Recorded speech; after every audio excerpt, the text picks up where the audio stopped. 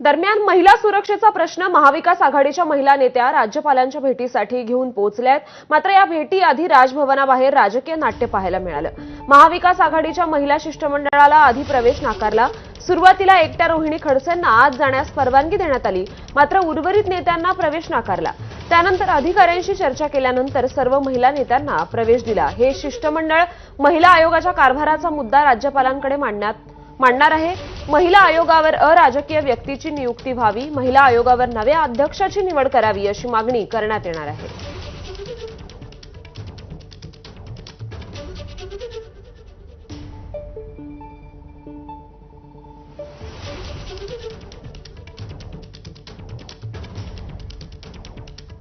तर महिला शिष्टमंडळ जे महाविकास आघाडीकडून निघालं होतं राज्यपालांच्या भेटीसाठी, त्यातल्या काही नेत्यांना राजभवनाच्या प्रवेशद्वारावर प्रवेश नाकारण्यात आला होता, परंतु नंतर काही अधिकाऱ्यांशी बोलणं झाल्यानंतर या नेत्यांना प्रवेश देण्यात आला आणि या राजकीय नाट्यानंतर त्यांना अखेर प्रवेश मिळाला। यामध्ये सुषमा अंधारे, किशोरी पेडणेकर यांचा समावेश होता।